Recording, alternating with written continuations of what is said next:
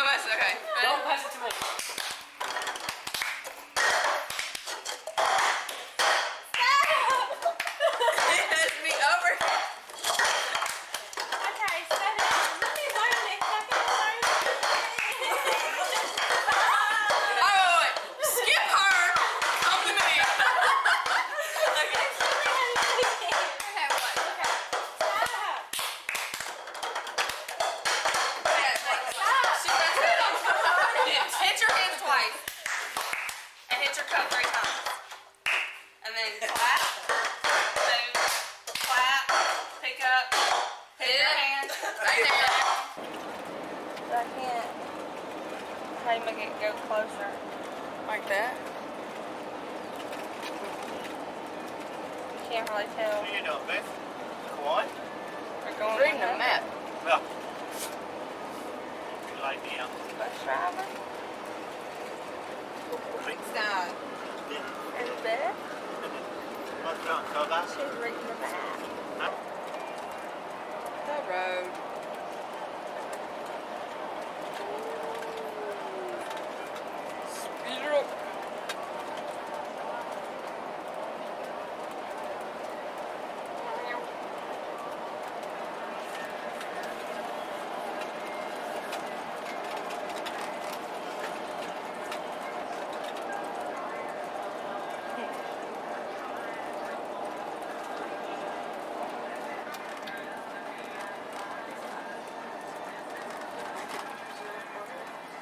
I'm just taking a photo right here.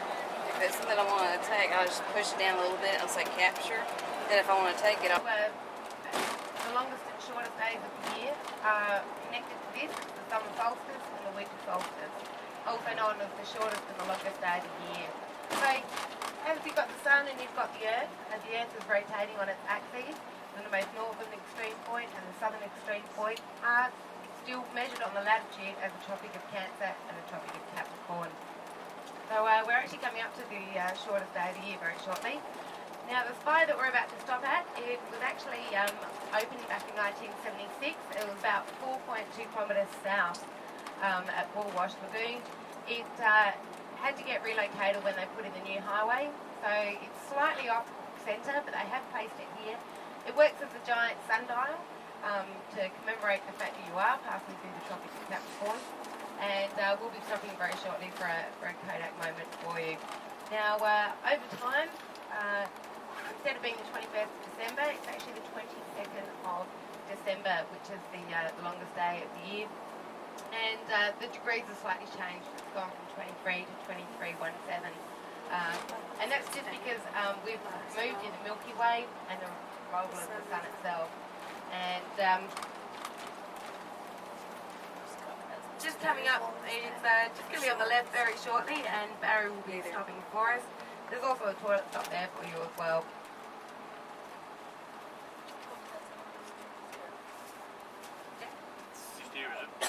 Yep, you'll see it in just a second. There we go.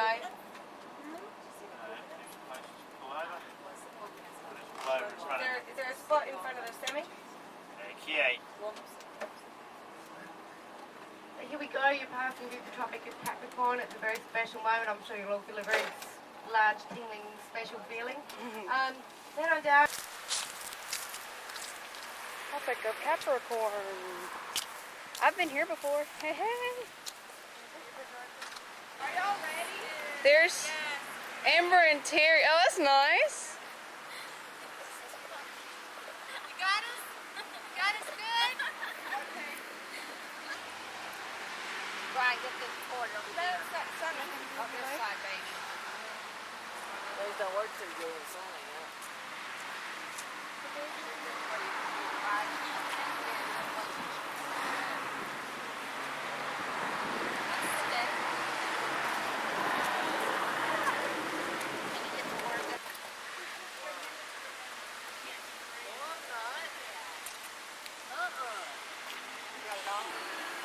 I got it. Steven, Tropic of Capricorn. There's Amber again. What is it going on there? Pretty water. Pretty waterfall. Okay.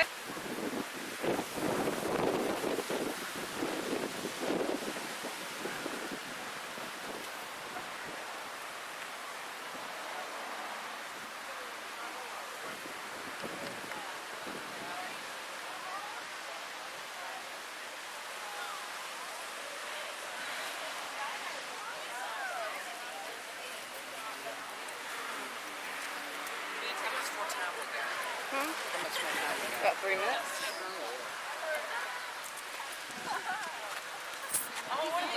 Yeah. Hey, everybody.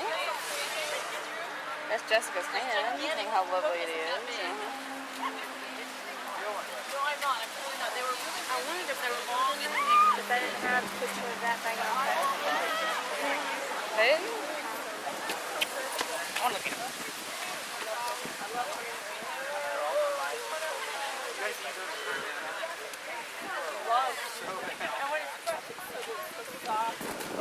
Ah! Are you filming it? Yeah.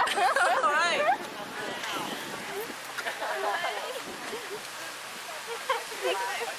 Georgia. Georgia. Hurting, hurting, hurting. Keep those people hurting. Hurting, hurting, hurting. Oh, hi. Get on the bus, get on the bus, get on the bus. Get on the bus. Waiting in line, waiting in line, waiting in line. Can I get a monster truck? Going like this. Everybody waiting in line. And I might grab it. Hi. Hi, Jesse. How are you? Good. Good night. Good, I am white. Where'd you get that? Where'd I get what? Oh, my little sticker thing? Miss Connie gave it to me. She's a dingo. They're free inside. Dingo! This is my sticker. My sticker right there. I'll do it. I got it. Oh, man. I don't trust you, man. You weird.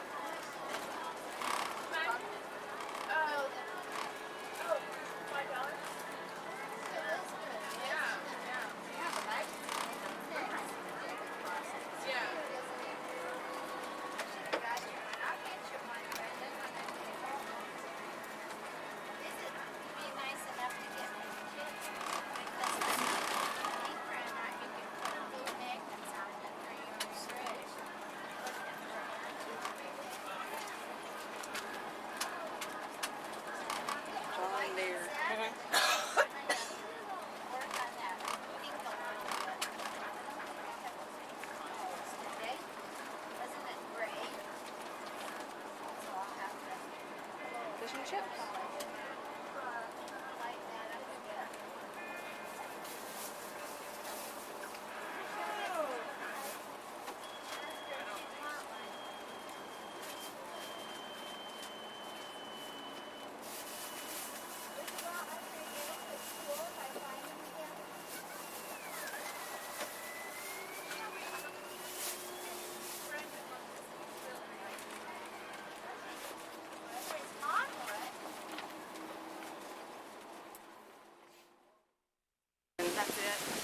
Yeah, basically.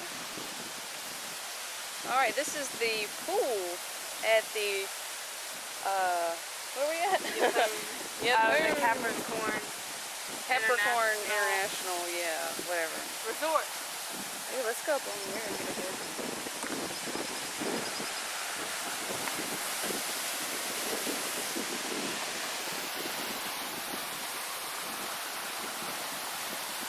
This is what we saw on the video.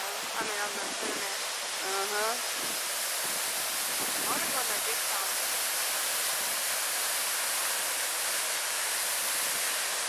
There's a water slide.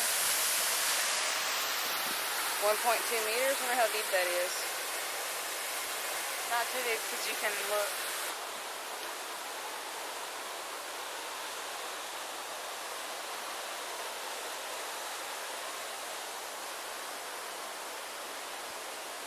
Oh, they've got it in now, but you can't get around it.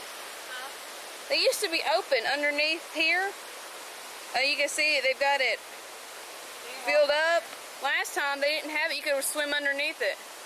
Really? Yeah.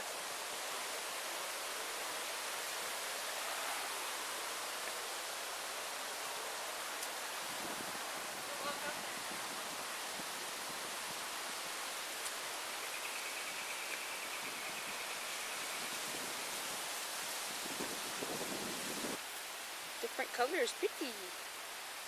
You're going to take a picture of the beach or you're going to take it home? Which side of the back? Not sure. No, it's back here somewhere.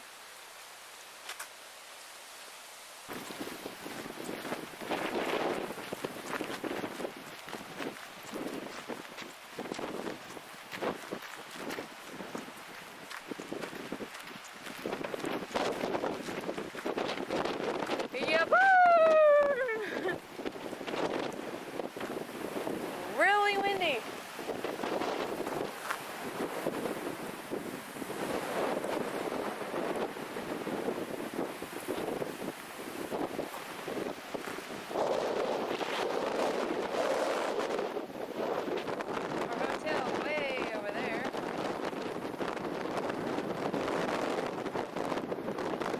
Sun's trying to come out a little bit, but only a little bit.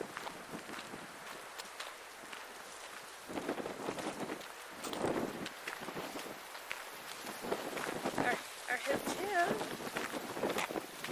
Walking back so we can go to the Club Crocodile. Go eat dinner. Okay. This is a better picture of our hotel. Sort of.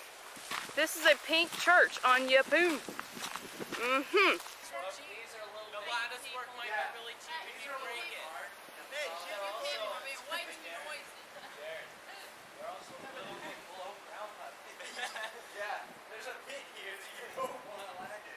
You might bounce. You know what you could do? Yeah, right off this glass wall. True. How far is that down? It can't be more than like 6 feet down. Top secret. No cameras. No cameras. The fish pond. It's kind of algae eaten. Yeah. Flowers are pretty though.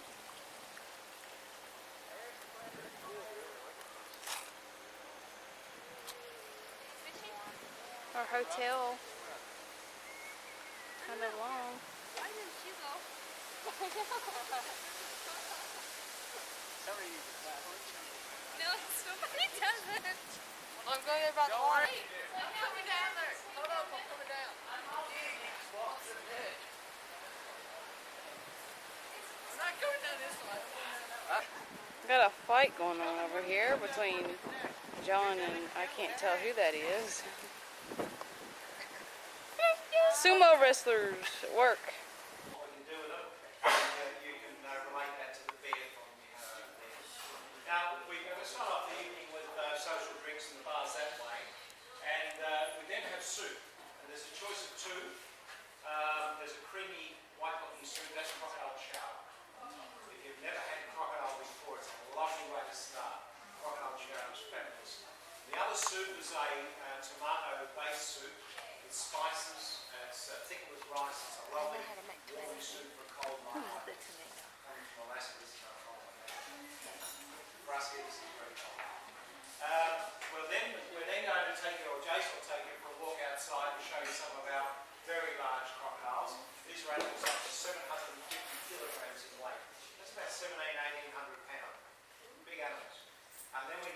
hand side for main course. The main course is a choice between Reef steak, that's good central Queensland beef, cooked generally medium well. And the other course is Reef fish. It's a red throat emperor is the name of the fish. It's a lovely white flesh fish. We've done a tempura of that. Okay, and there's a range of salads. You said they're just coming out now. There's a range of salads to go with it. And there's Some crocodile skull.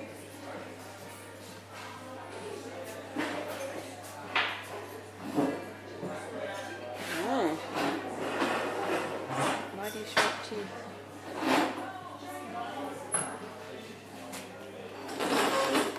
Alright, hang on. Okay, this is Jessica eating crocodile soup. And she's going to put it in her mouth sometime today. Oh, there she goes. Oh. It was crunchy. I don't think I got the right thing. It's good though. Okay. But she's going to stick with her tomato soup. This is Cindy eating crocodile soup. Chowder. That's really good. Is it good? It's pretty good. It is pretty good. You have to try some. Don't eat your tomato. Eat this. Good crocodile. Yeah. Yeah, it is good. It's good. You want me to stop filming now? Yeah. He was living in a large dam right next door to a sugar mill. Now every afternoon, all the workers that worked at this sugar mill, well, after they finished work, they used to take turns in buying a carton of beer, and they'd all go down to this dam and jump in there to have a few knockoff drinks, just to wash all the stickiness of the sugar and sweat and dust off themselves. And if he comes up, you'll see just what they were swimming with. He's a very large animal. Now obviously they never realised that the animal was in there, otherwise there is no way you would ever get in the water. But the old farmer who owned the property, he knew the crocodile was there. He used to come down and warn them about it and tell them to get out. Now because none of these workers had ever seen the crocodile before, no one ever believed this old farmer. They just thought he was a crazy old man, so they ignored his warnings and kept on swimming. Now eventually in the end the old farmer was having nightmares. He thought somebody was going to get killed and eaten on his property. So he rang us up and asked us to come and catch him. The crocodile in this pen here should be underneath the water just down there. You can see a bit of a shadow there, or a outline of him. Now it took us just over 3 months to catch, and it cost us well over $10,000 in doing so. They're not easy animals to go out and get. We normally go out in a little 12-foot flat-bottom tinny. You need a nice small quiet boat, something you can sneak up little creeks and river systems at night time and get right up behind them. A crocodile the size of the big fella in this pen here is way too large for us to try and chase in our little boat, so we use a land trap. Now a land trap is very basic and simple. It is simply a tunnel netting from the water's edge. Now you'll have a bait up the far end. Now when the crocodile gets hungry, it will simply walk up that tunnel and grab that bait. And as soon as he does, that will then release his trapdoor from behind him.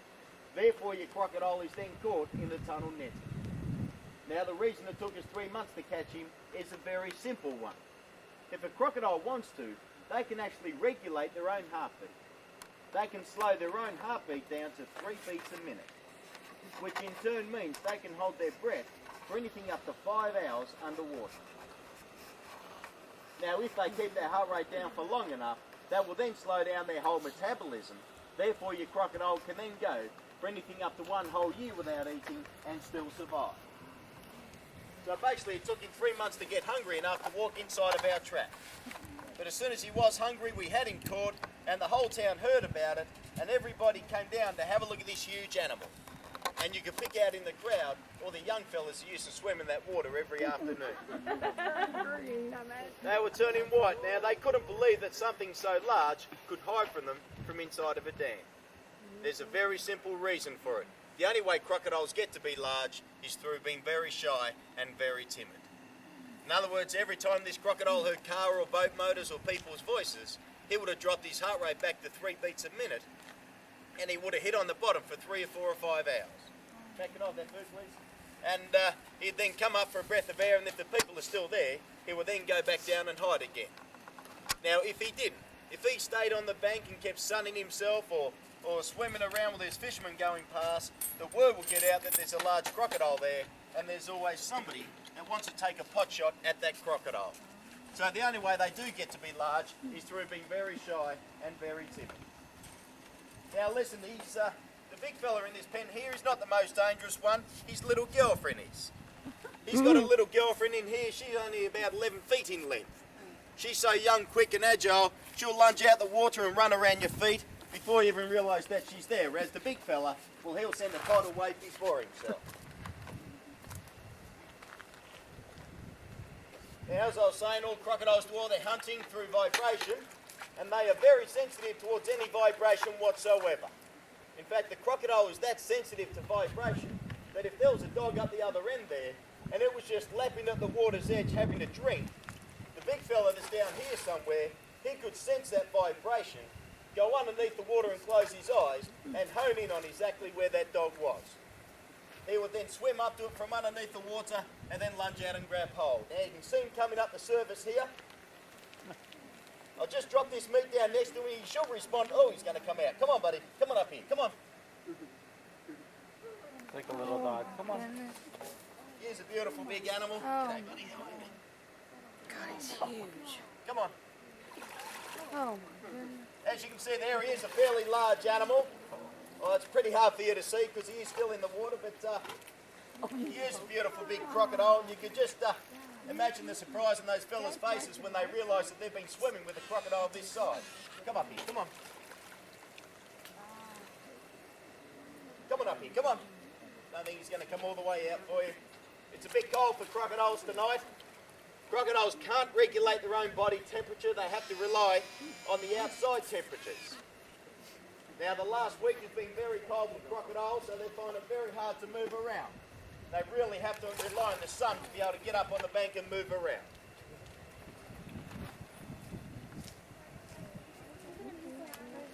Simply because they don't produce any salival glands, so they have to lubricate their food somehow. Now, once their food is then lubricated, they then have to lift their head up above the water level to be able to swallow it. All crocodiles have a flap of skin at the back of their throat, and that is the only thing that stops them from drowning. So obviously they can't swallow any food from under the water, because if they do try and swallow anything, as soon as they lower that flap of skin, all the water's going to rush down their throat and they will then start to drown. Now, it is in fact that flap of skin that is what has actually saved some people from large crocodile attacks. If you're in the water and you see one of these things come at you, your instincts will take over and you will push your arm or leg out in front of you to try and stop it. Now, if the crocodile takes too big of a bite and your arm or leg goes past that flap of skin, or when they drag you underneath the water to roll you around and drown you, they will then start to drown themselves, have to spit you out and start coughing up all that water. So just remember that next time you're out in the river swimming and a crocodile grabs you, shove your arm or leg down his throat and you'll be right. No problem. Just come up to the next pen here. The name was in the mid-40s when his keeper, the person that was looking after the animal, made a very big mistake, and he only ever made it once. He went in there by himself to cut the grass. Now, all large males' territory consists of the water's edge. That is also their hunting and feeding ground. Now, crocodiles hunt through vibration, and they can pick up the vibration of a dog lapping at the water's edge. Well, just imagine what kind of a vibration a fella cutting the grass around the water's edge would send out to a crocodile. Well, it was sending him mad.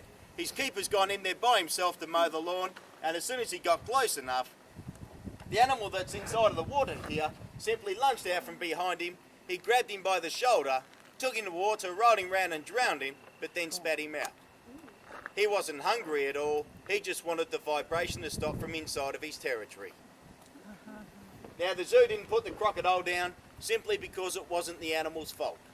But they didn't want anything to do with him anymore, so Sydney University employed him and they tried to use him for biotelemetry experiments. Now, bio meaning life, telemetry the message of. Now, the messages of life were going to get received and transmitted through a little radio collar wrapped around the crocodile's neck.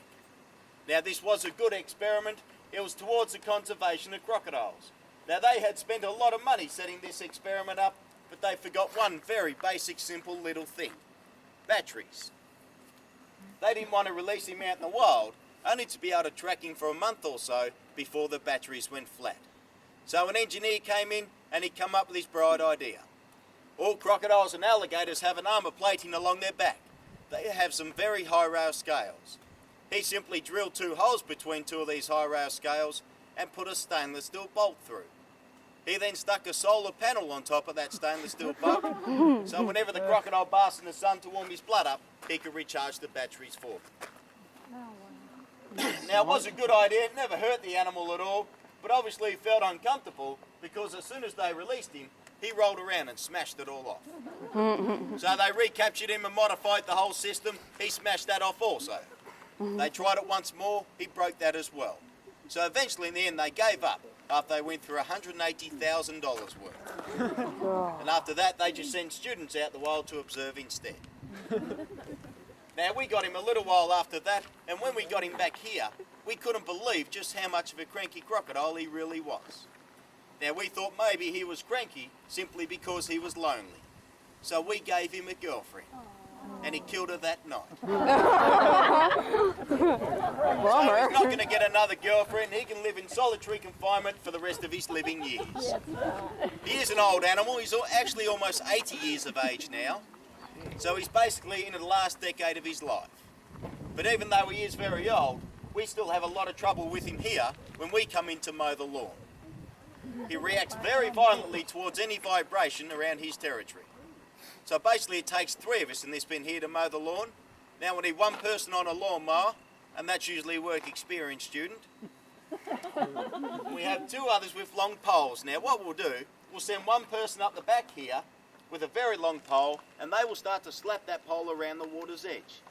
The animal in this pen here will always react to that vibration within his territory. And basically we sit up the front here, we wait for him to lunge out and attack him up there, then we quickly run around the front and mow the lawn. Now listen, what I'll do now, I'll go over here and I'll start to cause a vibration with the pole around the water's edge. He should sense that vibration and he will make his way over to it. If he's in the water, he might be up in the grass, but if he is in the water, he will simply line himself up. Now you can just imagine a few of you going down to a riverbank, and if you go fishing or swimming and playing around, and if you start playing around in the wrong area and causing vibration near the water's edge, if there is a crocodile down there, he will simply line himself up with that vibration. Oh my gosh. Very cold tonight.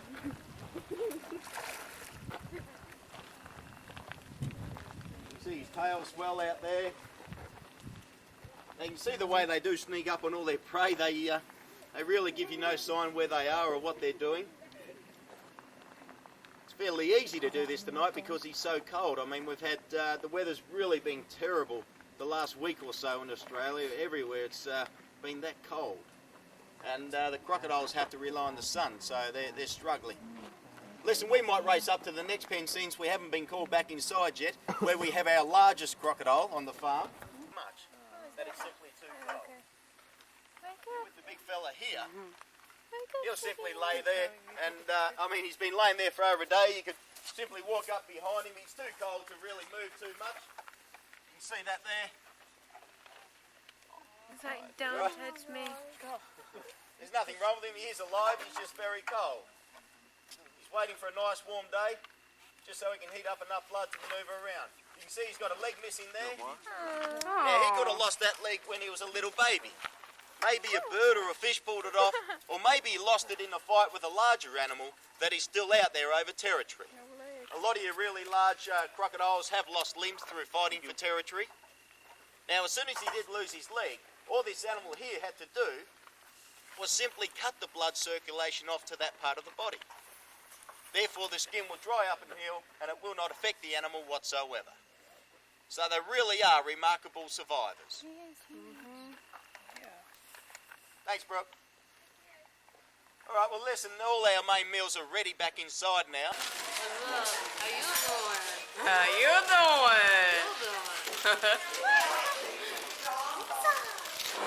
I guess we go get dinner now, huh? Dinner? Dinner. All right, dinner. She leaves the water, selects a nesting site, and scratches up a mound such as you can see there. In the top of that mound, she digs a hole with the back foot. that hole becomes the egg chamber, and that's where the eggs must go. But these eggs have got a hard and brittle shell, and if she drops them in on top of each other, then obviously they're going to break. So instead of that, nature has given the crocodile this beautiful technique of getting her eggs safely into the egg chamber without breaking. The crocodile goes into a trance like she's hypnotised.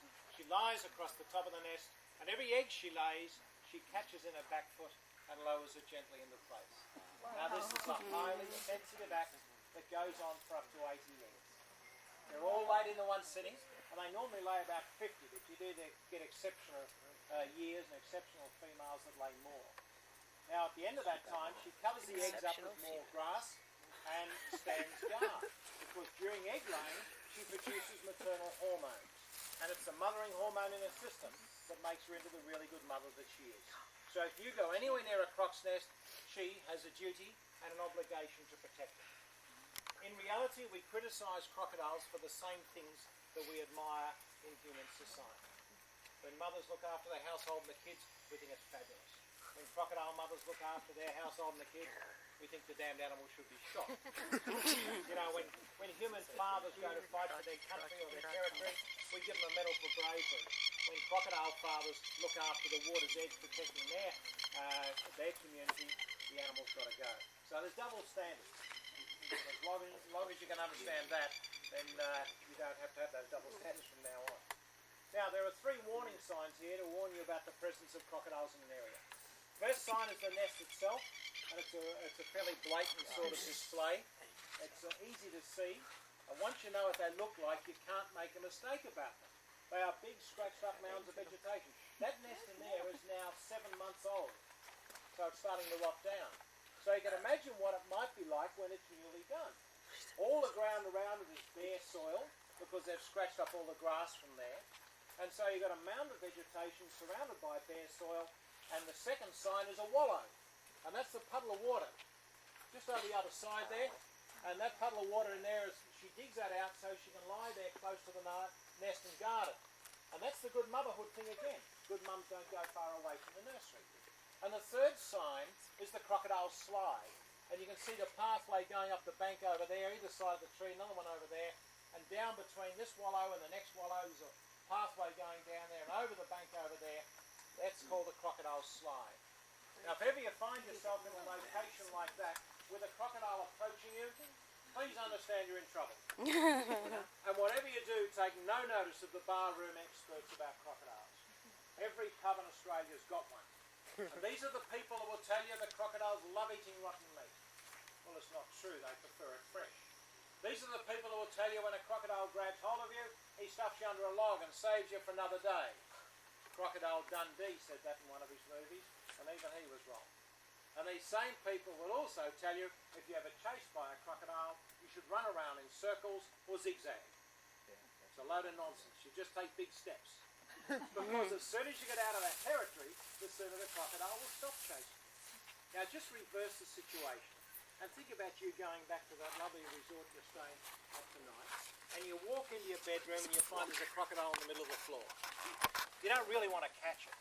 You just want it outside your room, don't you? In other words, you want it out of your territory. And once it's out, you ring the management and tell them they've got a problem. It's no longer your problem once it's off your territory. And it's no different for a crocodile. If you back off and get outside its territory, they cease to become a threat to you. So we've got this situation where we can reflect on crocodile behaviour and reflect on our behaviour and see quite a lot of similarities. Okay, we're going down now to do a bit of spot cleaning.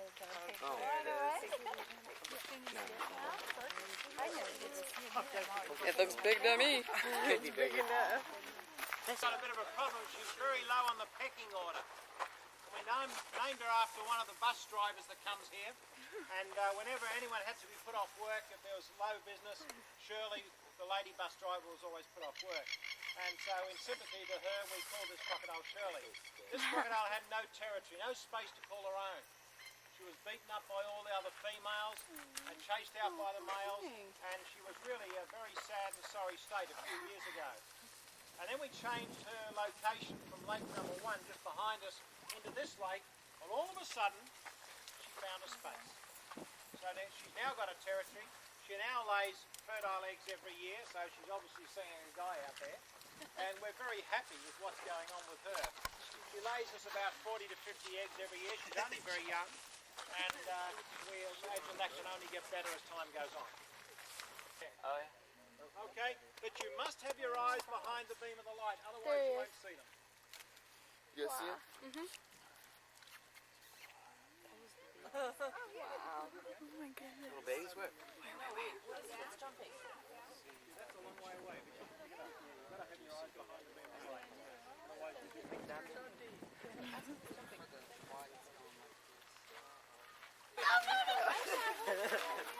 For anything up to a year and still survive. They've managed to outlast all the natural tragedies of nature with this remarkable ability to regulate their own heartbeat. They simply turn their heartbeat down, they metabolize very slowly, and probably the best of all. Come on up here, come on.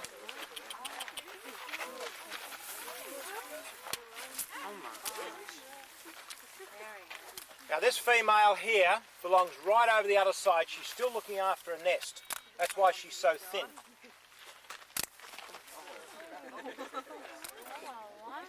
We'll see if we can feed her up.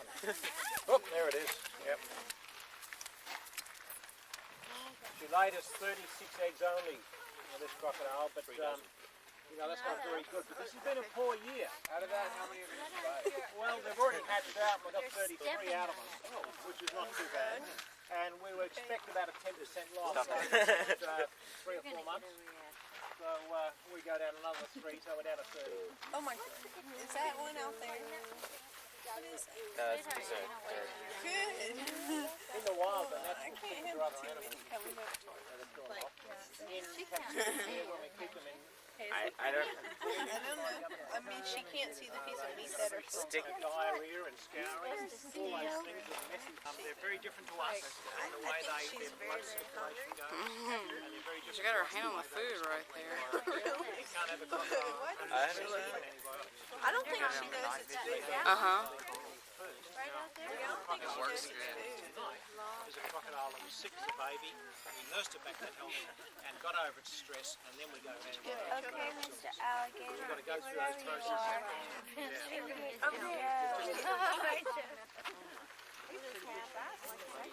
Oh yeah, he's about 550 kilos. What's that? 11, 12, 1,500 pounds. Cool. Yeah. And he's around about J 4.2, 4.3. Yeah. What's that? 12, 13, 14, about 14 feet long. You can part your hair without thinking of the alligator now. There's a baby alligator. That's it. He said right here, and they're bringing some babies around. Alright, this may seem strange, but we are in YEPPOON in the bathroom and we're filling it up so we can watch it go down backwards. Yes, I said backwards. So, we'll be with you in a minute. Okay, I'm fixing to pull the plug and hopefully it'll go down backwards. Come on, swirl! Swirl! You can't really tell.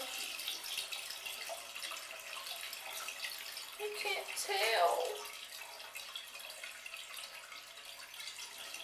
Oh, there it goes.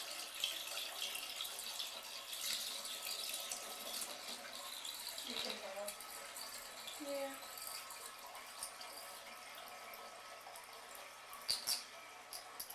Little bitty little thing.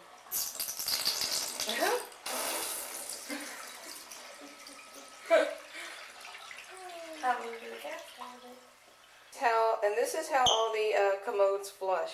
Hit it, Jess.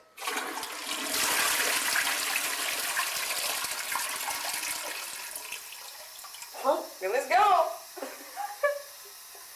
Alright, so this is the bathroom.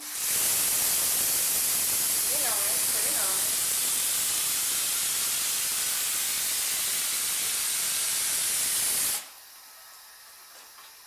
So we're gonna go out. And to the right is the door, so we're gonna swing around this way. And here's the hotel room. Mine has a kitchen in it. Yeah, Jessica's has a kitchen in it. Man, I don't know how you always get the good ones. There's the TV and my luggage, and we're gonna look outside real quick and see what our view looks like. There's my view, nice fish pond. And the sun's actually out today, surprisingly. The ocean's out there, way out there to the right, and you're just. You see it? Oh yeah, there it is. There's the ocean. Way over there. Way out yonder. Way out yonder. Everyone raised their hand if they had a little accident this morning.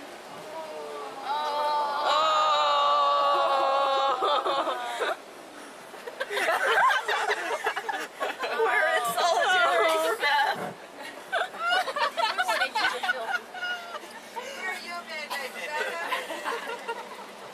I'm glad she didn't have to have her head shaved. Ooh, me too. Speech! Speech! Speech! Speech! Happy band day to you. Ladies and gentlemen. That's so sweet. How my accent doing? Much appreciated. Thank you very much for being particularly understanding. As I said, there are a couple of guys that helped me out this morning. Might need that for a few more days.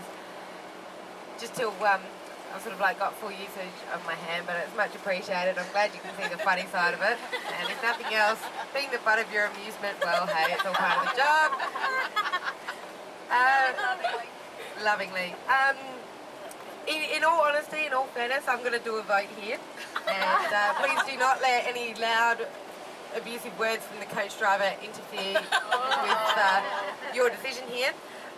The tape's ready to go on another episode of the Thunderbird, so if you're keen, put your hand up, and majority rules. So those yes. It's fine. What is it? It takes the Thunderbirds. Yay. Continuing saga. Yeah. Thunderbirds. Go. Okay, hands down. Anyone definitely just cannot cope with another episode. Earplugs. There's only 3 hands, so I'm sorry. Majority rules will be going with another episode. So not a problem. Enjoy. As I said, depending on.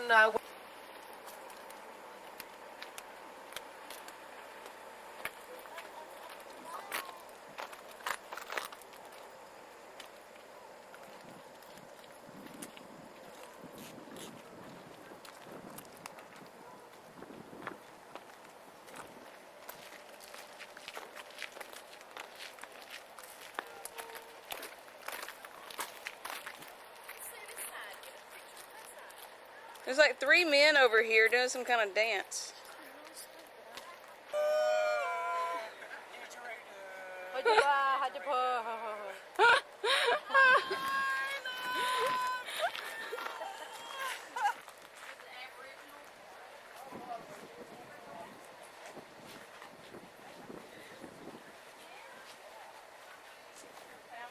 Long way down, long way down. I went up there to the very top. Someone get a picture of me. Just right there. That's what I was going like this. Jessica. Hello, Jessica. Let's go back home before we get in trouble. On the way down. Well, we've been taking him after he had a little accident on the bridge. But he wears his seatbelt, but we are teaching him not go and remember to push buttons. And he's going to go to what is it, Alaska? They have a pilot for kids to go through. We're going to have him go down on the thing and flip over. Of course, there's a diver down there too, and teach him to hit the button. And it's already been taken care of by my husband's mom. It's Huntsville, Alabama. I'm sorry, Huntsville, Alabama. Correct. Right. Aviation challenge is what it is. It's almost going to flight school is really what it is. And she has made the arrangements for him. All we have to do is tell her the day we can come. I think it's me. Oh, thank you. Hey, she's dead. Thank you. It's early. Oh, No, I'm right. Oh, yes. I can have them? Oh, good. I like it. thank you.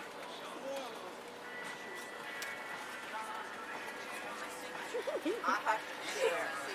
I cracked myself up, Jessica. Did you know that?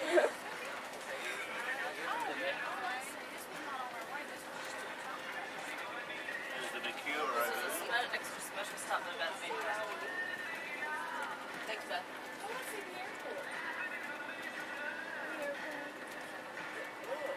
I can still see the line up for Sizzlers. Yeah. The big airport. Green, green. Once you walk in the middle of the road, love. Got a morning constitution for a lot of people. Mm-hmm. It sure is. Yeah, hey, cool. Hey, just Some crazy maniac would only climb this thing. Yeah, did. Like that person in front of I did better on that walk. Yeah, like that person right there. I'd love to bike it. And the rest of them? Zoom down, see if you can make all the corners. Oh, absolutely. Bike would be good.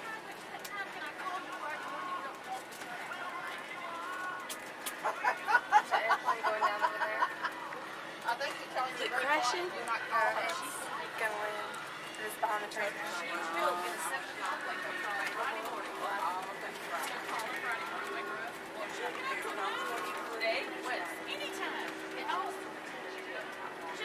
Well, they are risking their lives walking in the middle, aren't they? Get over here. There's another crazy person. Anorexia in the making. Huh? Said anorexia in the making. Why aren't these people at work? What time is it? Tourism's a big industry.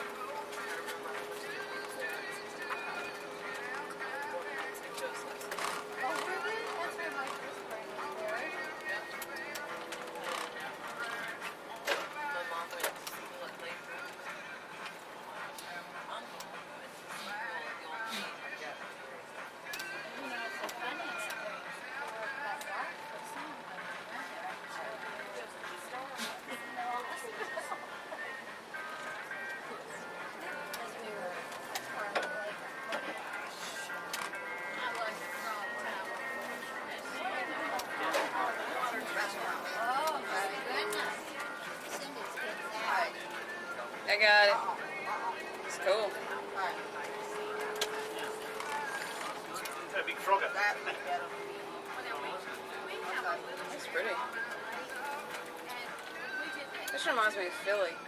Everywhere you look, somebody's put a painting. Cindy, can I get a copy of your tape? Oh, absolutely. Yeah. $20 Let or me send something. you some money for the tapes we're doing. Sure. You bet. Yeah. What's that? Oh, there's the Foxina. Get my Eagles tape. Sorry? My tape got My some of Eagles this, y'all, tape. some of this. It's one of those walking trees you see in Hawaii. Looks like it. That was a good one. There's the Target we went to. And then on top of it, and this is something I chose. Oh, no, it's really, I like this.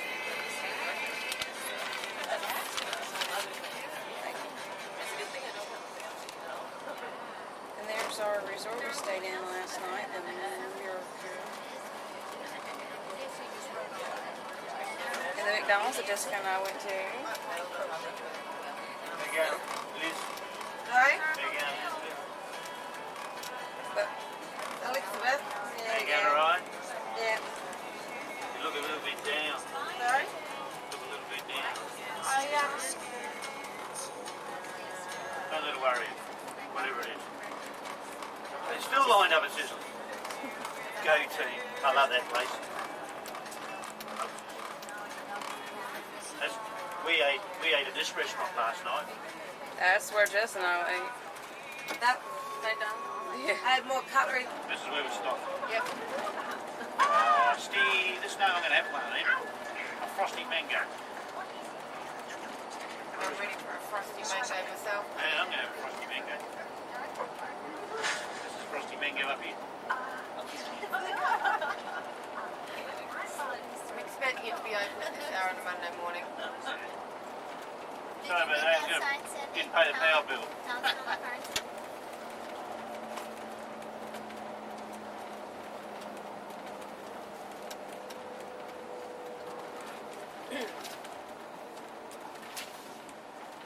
Hey guys, we're going to go for a comfort stop here at the Frosty Mango.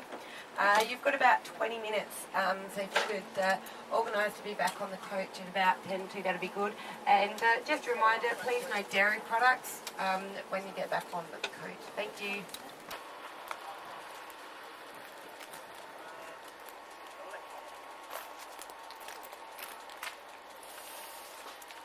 Home, home, home.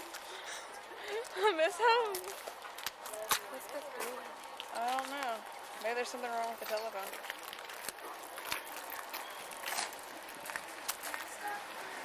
The Frosty Mango. Going inside, seeing what's going on.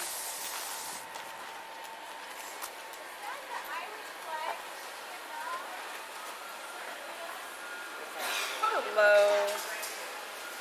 Oh, they have stuff. Frosty Mango t-shirts. Oh. I'm a little slow today.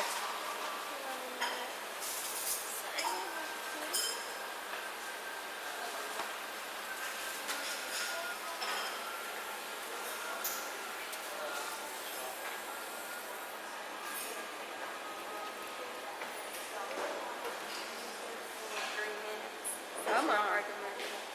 For a start. And what actually happened is that out of the few dozen toads that were actually introduced back then, they've actually managed to reproduce in almost epidemic proportions. Now, not only are they throughout the entire Queensland, as opposed to just being on the coast, they've also made their way across the borders into Northern Territory and the top of New South Wales.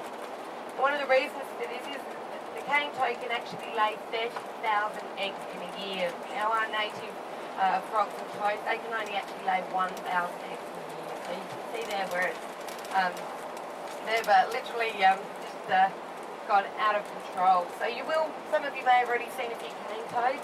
I know we ran into one on the way to dinner last night, but particularly in Cairns, you will see them around. Don't pick them up. They actually have, I mean, they're as ugly as, but they're no cute frog, that's for sure. They're definitely a toad. They've got two glands on the side of their neck, and it's full of poison. Now, quite often, Australian native species will die after eating this toad, or even just putting it in its mouth. If this poison comes out, it can quite easily kill them. So, by all means, don't touch them. You don't need to, you know, cause it too much trouble. You will hear the odd local saying pretty nasty things about them, and cruel things as well. But there's no need to be alarmed or afraid or whatever. Just tap it out of your way. It's not going to cause you any problems. Now, it's actually the males that make the creaking sound. The females are the quiet ones. Males, they just make a bit of a humming noise. The rowdy ones are the males, and their skin's a little bit rougher, and they're a bit smaller than the females as well. But trust me, you really don't want to be getting too close, so you're sussing out the sex of your cane toad, because you just don't want to be near them. They are pretty, like a lot of creatures like such, they do carry a lot of germs as well. So please don't touch them. You don't have to worry about seeing cane toad poison all over your hands. It's quite sticky stuff too. Now, as we make our way a little bit further up the coast, you may notice a little sign from a place called Taylor's Beach. Now, I myself used to actually live and work on one of these islands here in far north Queensland. See from my shirt, the island that I used to work on is Orpheus Island. It's about 30k offshore. It's one of the Palm Island group. Other than the resort, in the next bay, the James Cook University had a research station, which is still there and still leading its way in the research of marine life, conservation, and continued restoration of it. Now, living on an island is quite interesting in these parts. The island that I was on, other than the resort area that we're in, was only 74 and a half guests. There was about 30-35 staff. There were no day trips to the island. There were no school students. It's very exclusive to be able to stay there. So We actually relied on a barge to bring us in food and alcohol supplies for the resort, and also at some point we also had to rely on it to bring us water. Yes, the outfit of all of these, I must sign up. Their taxis look like our police cars. Body piercing and tattoos. Why is it every time we rock up into a town we run into one of them straight away? Kentucky Duck. Right in it, mate. There's a big W shop centre. The Westpac, huh? The big marlin over there. Marlin capital. Marlin capital of Australia. Well,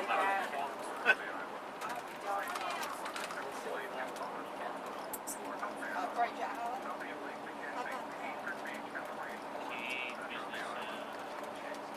I prefer Cairns so much more.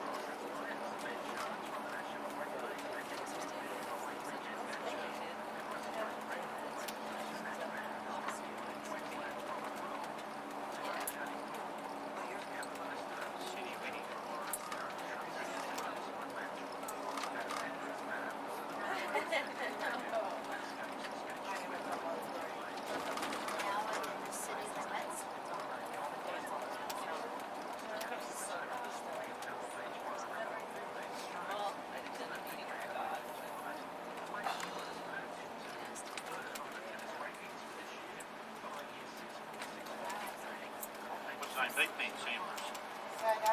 What's the name? Beat Sanders. Like you are? Yeah, good on him. He's an Adelaide kid.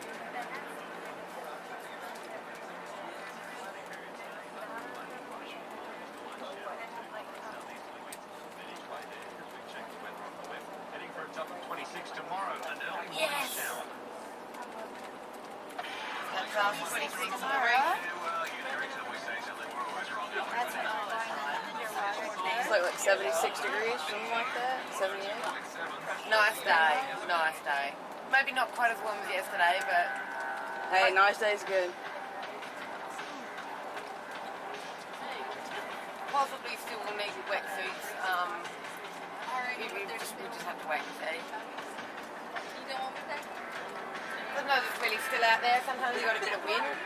It's a bit choppy out there. And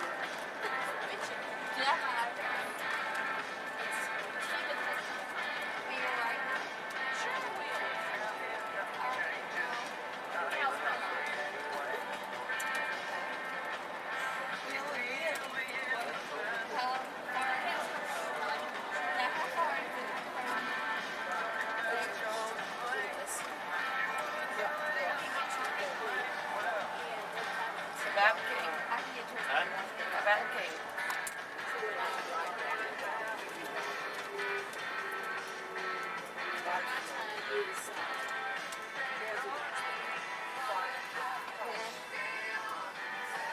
I've got the wildest ride through Florence you ever saw.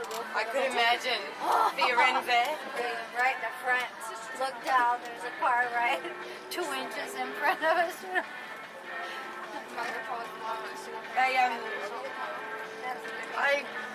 When we were in Rome, like being on the road in Italy full stop was pretty wonderful life. It is. But crossing the street in Rome, I was petrified. It was wild. I couldn't do it by myself. I'd stand on the side till somebody else was crossing the road and cross with them. They were just maniacs. Remember the And I've heard skirt and the Bangkok's a leg lot worse, trick. and Vietnam's even worse than that. Remember that skirt and the leg trick, though. Works every time. I showed it to Only my you, legs, I right? don't want to lose them. We got to stand on the sidewalk. Yeah, Barry almost lost his before he came on the trip, so What Barry do? Run over. he got hit. Oh no, by a car? Yep. Landed in the fish pond outside the casino. Whoa. He was telling us about it yesterday. He's lucky he's here. Wow. Wow. Lucky to be alive was the point. Yeah. Would have been squashed. Is this a pet in there? Is that a dog catcher? No, it's probably just his Can you see over Probably here? just his cage for his dog. I know his boots might be alive. He's got them got pretty Oh, deep. okay. They might be a bit on the nose, so he's back with the bed. Possibly a vet. Yeah, that could be, huh? Transporting him. Maybe a farmer. Farmer Fred. Don't start chicken stories, please. I think it was chickens. 3-legged chickens.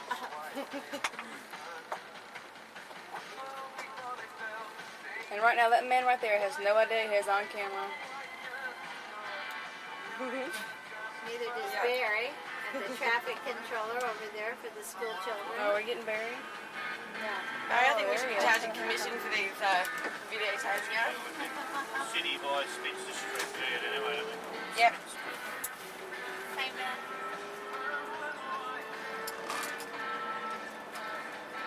That's affirmative. How many times have you led a group, Beth? Sorry? How many times have you directed a group, led a group? Quite a few now, actually. For a few years. Done other programs as well. Not just EF. Yeah. Sort of like it's mainly just this 2-3 month period that you guys come over the trips because it's your long holidays. Mhm. They do other programs like in your shorter breaks, but it's the bigger ones now that are more popular. Well, you spend so much time in the plane, you might as well make it worth, count. Well, I was just curious as to her not being quite used to a video camera. My father in his retirement, God bless him, has got one, and even he knows that I just don't like them. I don't like being in front of them, but behind them's good. Central. We're all hams in our family, and do we perform royally when the video's on us? But that was my husband that got us started. Silly, Oh no, I don't like them, and you've filmed me saying that copious times. I don't think I got you at all. I don't much blame you. I wouldn't be in front of one either. Really? I mean, that I makes don't you like know. to see myself. Yeah, really, but, that's the truth. But my family likes to see themselves.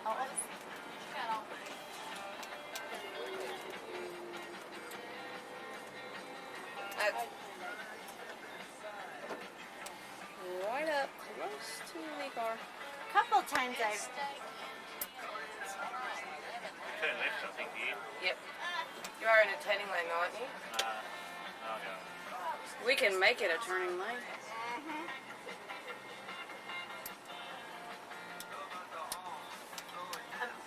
People are interested in what they wear, people wear in other countries. You have to be pretty careful. Up here, shorts are standard. A little bit cooler in Townsville, but for 9 months I lived up here in Far North Queensland, so I wore jeans once. And I think it was when I flew up. Okay, we're on Spencer Street now, and we are headed northbound. Over here to the left, you'll see we've got, mine's like a big department store, and you've got a lot of shopping in here.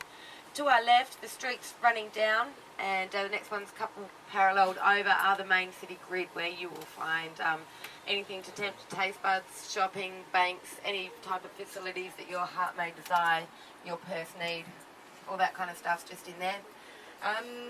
Very shortly on the right, you will see the Pier Marketplace, and you will also see, coming up on the left, we've got the location for the night markets, which are worth popping your head into.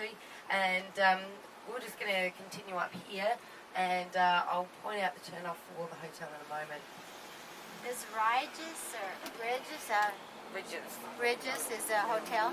Not ours, no. It is a hotel, but it's not our hotel. Unfortunately. Really? That was another Nice thing hotel, huh? Donna told me last night as well. What's that? That she gave me a rundown on the tuna towers. Oh, no. Oh, do tell. Is that cockroach towers? No. Does it have two big tunas in the last top? night. Interesting though. Interesting. Really? But she said she also is under the impression that it's been renovated since she last stayed there. This is the Aussie pub accommodation, your own private room, $19. Includes a great evening meal.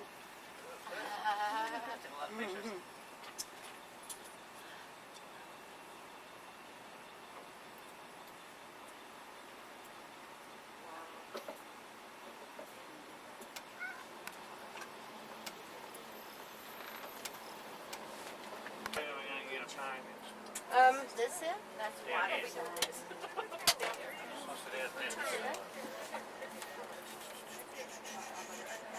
Want to drop me off? I was going to say, if you go around the roundabout, just pull up on the side there, just come out and let you know.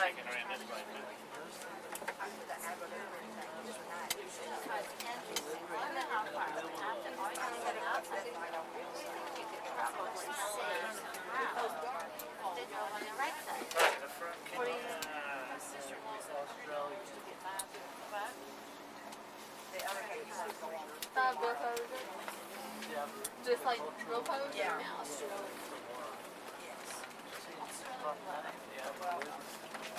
We're gonna get those. And an Australian baby shop.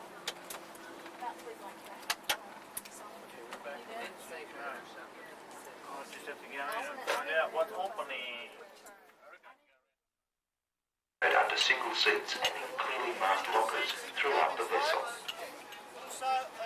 In the most unlikely event that the life jackets should have to be used, they must be fitted as demonstrated.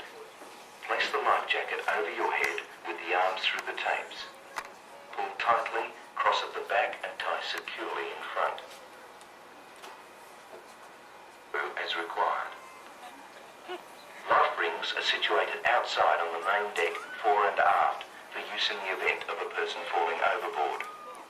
Safety plans showing emergency exits and safety items are located on the main and bridge decks. Thank you for your attention.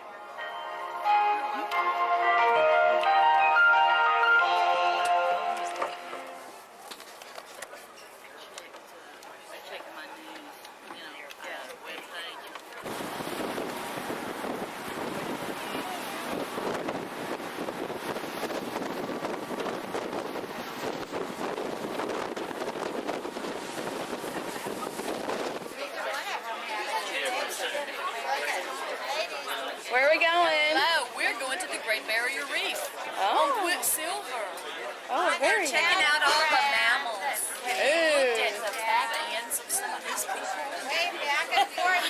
Golly, we are topping some good diving mussels. Doing good, doing good. Oh, come on. Girl.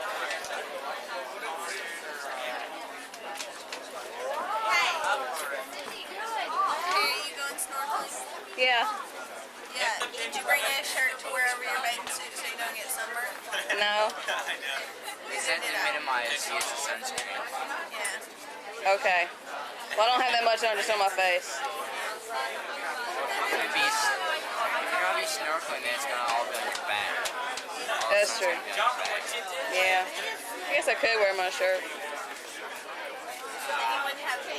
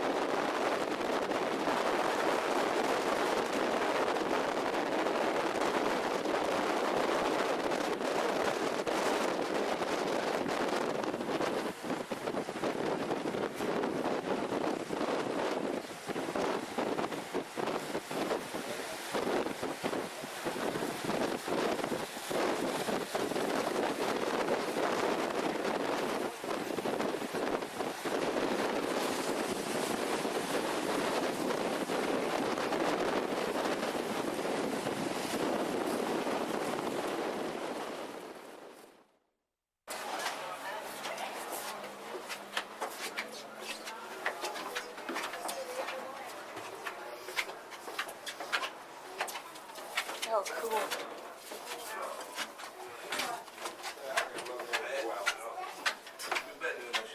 Oh, wow.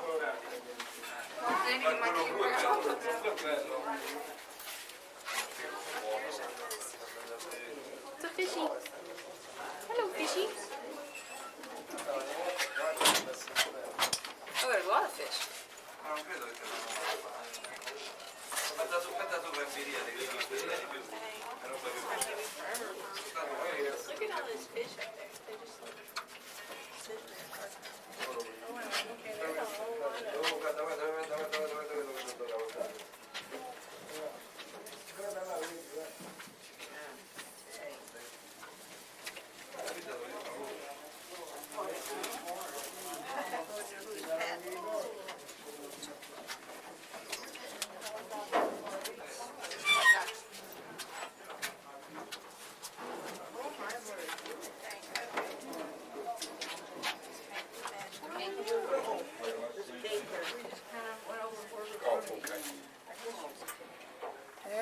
in there. These are the ropes for the unexperienced divers to go in the water. Go down to the thing there. I guess the fish are just gonna sit there and sit there and sit there.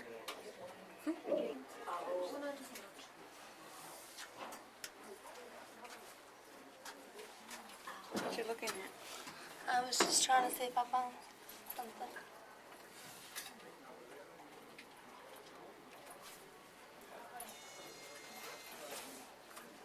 Oh, that's the anchor. Big anchor. I'm gonna go to a submarine. Hi. This is us fixing to get on the submersible. Submersible.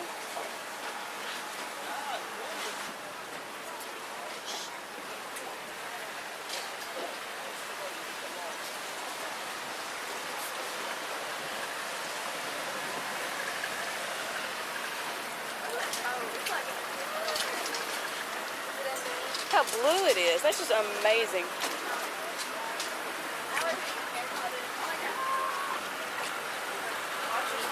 Woo! You gotta watch your step going down here.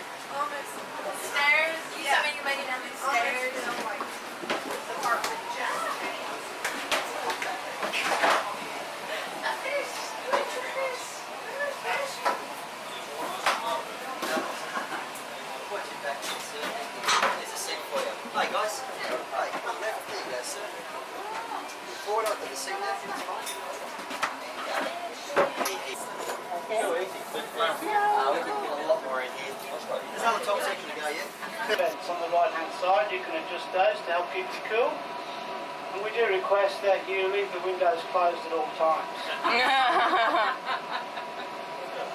Now seriously folks, if you do feel a little bit warm, you start getting a little bit hot here and maybe a little bit queasy, there is some bags for your use there on your left hand side. And it may be a good idea to make your way back and up onto the deck in the fresh air where you'll feel a lot better straight away.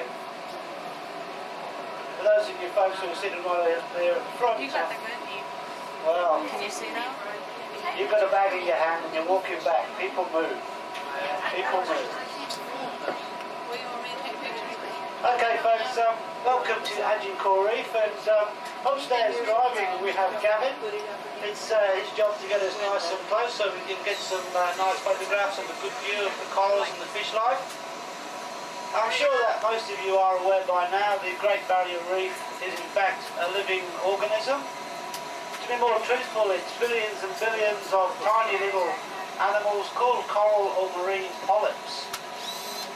These little coral polyps live together in individual colonies. Depending on the species, of which there are approximately 400 different ones, their colonies consist of 5,000 or 6,000 or sometimes into the tens of thousands of individual animals to form the colony. Now it's these individual colonies that we can see as we're swimming along here that form the different shapes and colours we're looking at. Just over on the right hand side there I can see a coral trout swimming along with a long pipefish sitting right on his back there. Quite a little angelfish. But you notice those parrotfish almost grazing on the coral, and that's in fact the way they collect most of their food. They are herbivores and they're scraping algae from the surface of the coral. They're not actually eating the coral themselves. However, they do take a little bit of the external skeleton or the hard limestone outer of the coral polyps when they're collecting some of this algae. And obviously that particular area of coral will die off, and you may see some little white scratch marks or scars on some of the smoother corals. And that's the work of those parrotfish. Now Gavin's just taken us around the corner and in towards the lagoon. It's just down on the right hand side there. You can see three very large giant clams. Little one of the three being the largest. These guys are very similar to the corals in their feeding habits. They have an algae which lives on their skin and that photosynthesizes sunlight, produces sugars and starches. I'll just interrupt here. Just over on the left-hand side, there's a nice big Maori wrasse. She's a female actually. The green diamond pattern down the side.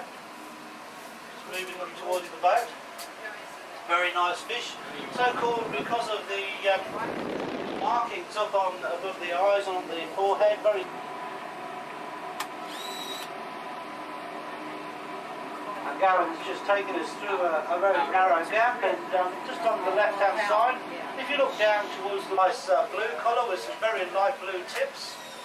Also over to the right-hand side, there's some light brown staghorn. This looks just like a defoliated tree. Now the staghorn corals are right at the other end of the spectrum with regards growth rates. Remember the boulder coral is very, very slow growing. And these staghorn corals, there's a lovely electric blue one just passing over now. They do grow very, very quickly indeed, about 15 to 20 centimetres per year. If you think about that, that's a little bit more than most of your average household plants. That raises a very interesting question on how come the whole reef isn't overrun with this very fast-growing coral. Well, the answer is that nature has a hand in this and helps to keep a balance within the ecosystem. The staghorn and the plate corals are very fast-growing corals, are also the most fragile.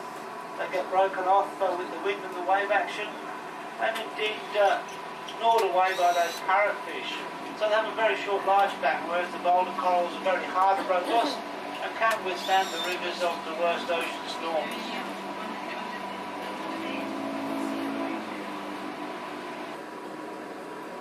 And just on the left, right on the corner here, there's quite a few little tufts of green seagrass. This is one of the very few plants that can survive here. And looking further over to the left, a lovely honeycomb coral, again that nice golden yellow. But that seagrass, very stunted in its growth, it's very coarse. Sometimes they call it turtleweed, depending on which book you're reading. And one of the very few plants that can survive, but it is very sparse. And nothing like a great big kelp bed or anything like that.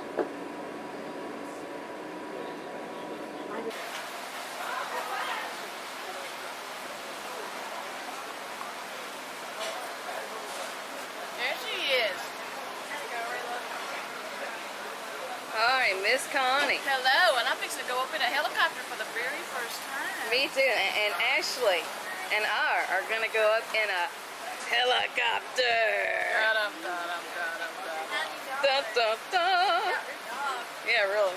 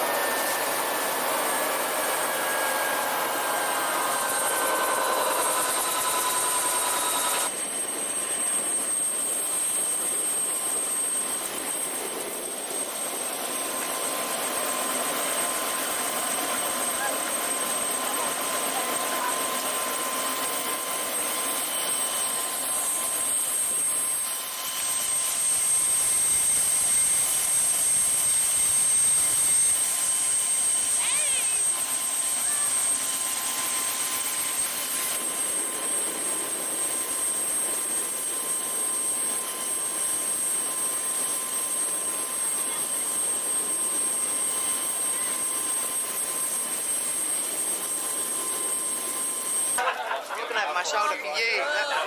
Sorry? As bad as the fact that we're taking long shots with daughters to show all of our friends. Barry's still hugging me. Look at Barry. Charlie's sleeping over. Hey, Barry. What a champion. Yeah, I'm actually... Charlie asleep?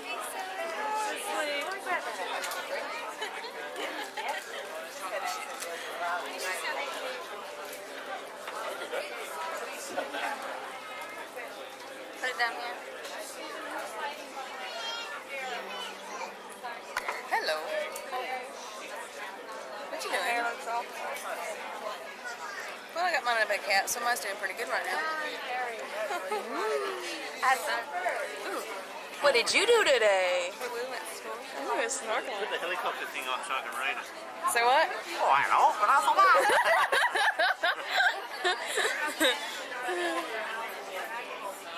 I'm watching behind us, seeing what's going on.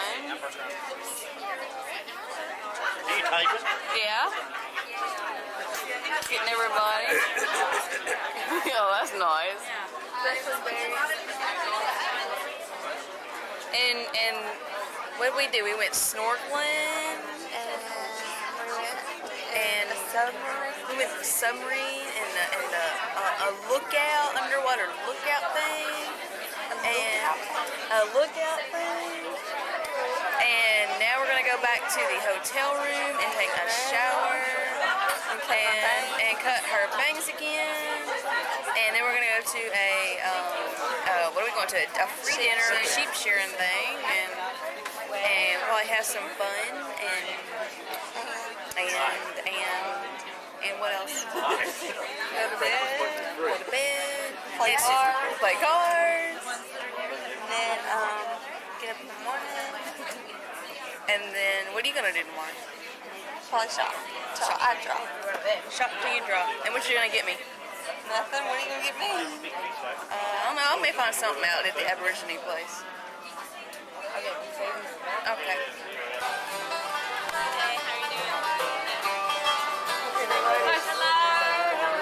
Have a good browse around the shop. Nice around the room.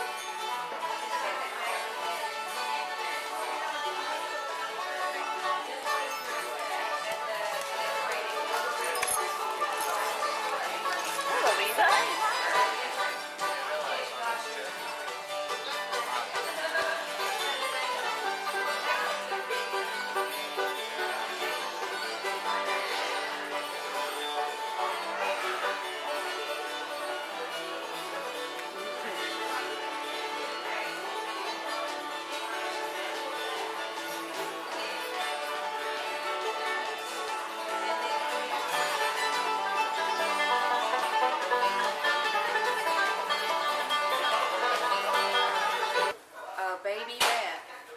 Kind of hard to see. Isn't it cute? Did you get some? There you go. In the wrist, baby. In the Now what you're going to do is you snip it. That's what makes it down. Step on the seat. What do you mean go step on Give us that whip here, I'll whip him. That's what you're trying to say. I got my mouth in here.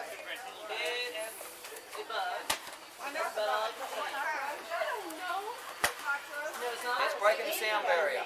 Just all it is that little kink in the whip traveling down and going crack. Snap. Really good for the ears. Okay, how about a young with your wrist? It's just all on that bit of your wrist. You flick it, and that's what creates a kink in the line, goes back and snap. Hit the bit of all right. Do that time. Rightio. That's my favourite one with the Japanese coming up over the head piece. Jump up the two blocks and go like that. Roots on the shoulder. Some of them really think they're chopping finger rolls. Oh, that's the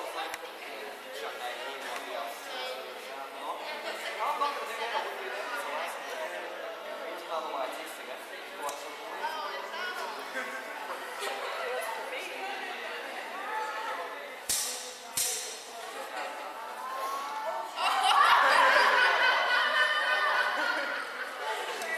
Okay, folks. Do you mind if I don't use a microphone in here since there's only a few of you? Can you hear us okay? That's good. It just makes the show a little bit easier for me, especially when there's only a few people. Well, guys, ladies and gentlemen, welcome down here to our AM show. My name is Alan, and we have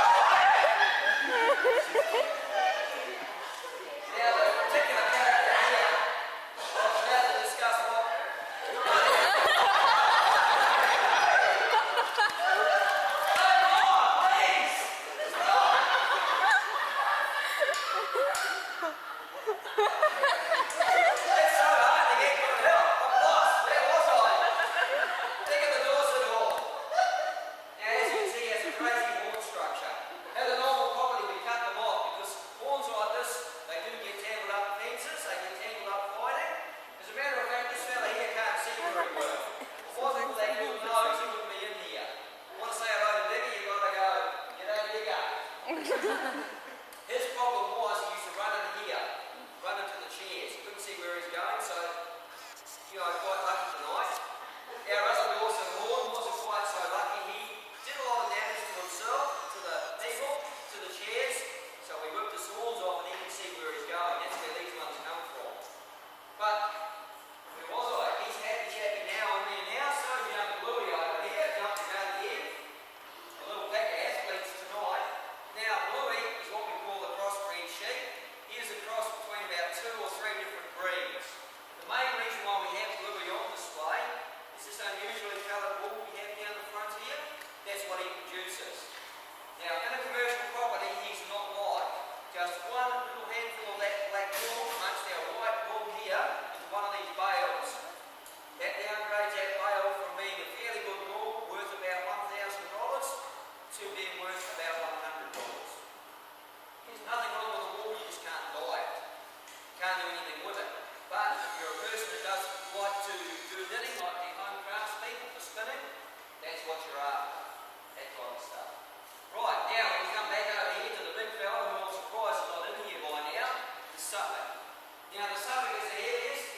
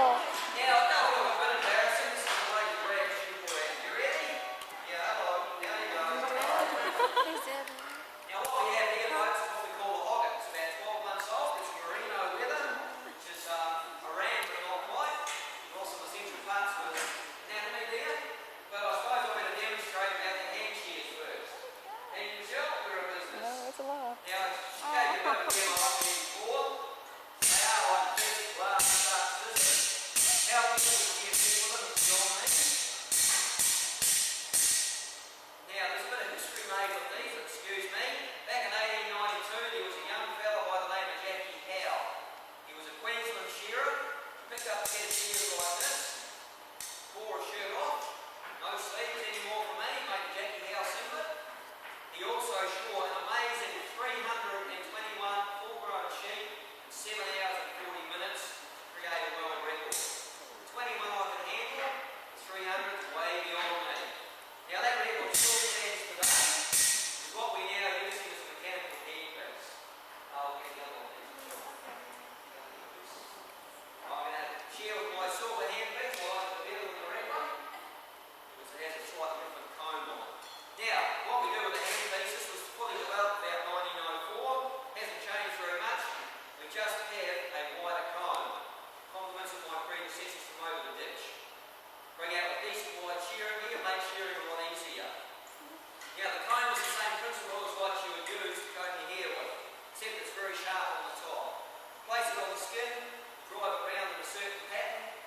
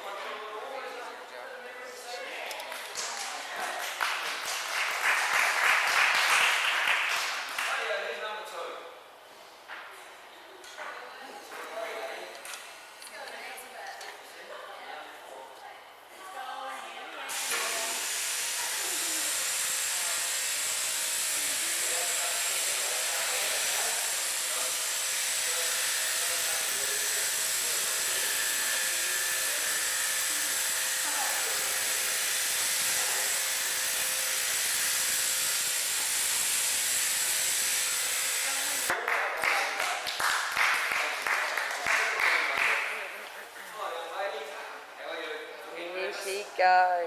Same thing with you, it's alright. Go girl. Hey, what had? Not shy at all, look at that. Not worried, not concerned, not a moment's hesitation. I think I'll be in trouble for volunteering the services at about now. Like, look at that. I think she's actually enjoying herself.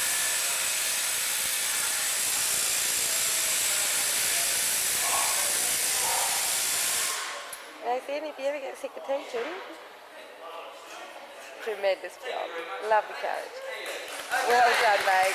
Here you come. Bit of water to bring home.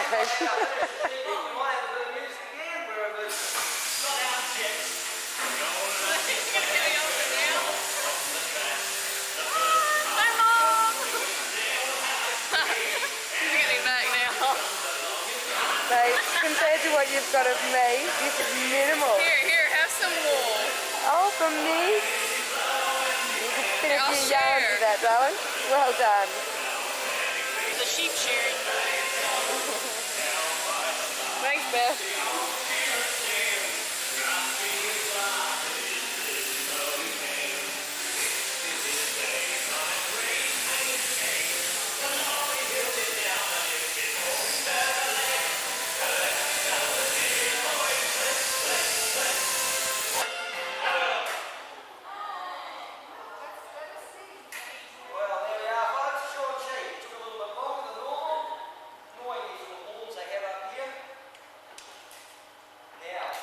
Shear our sheep all year round here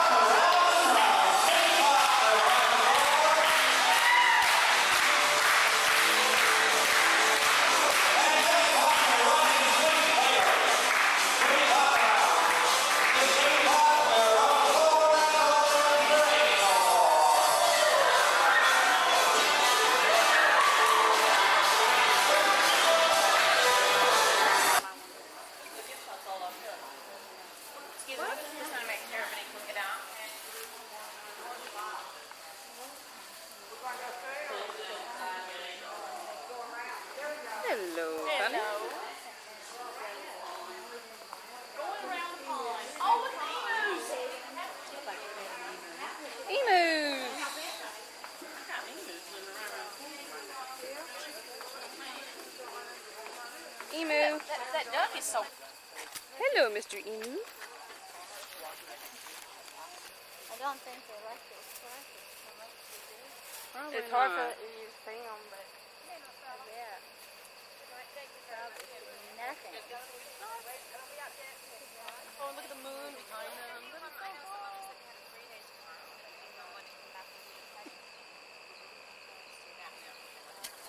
at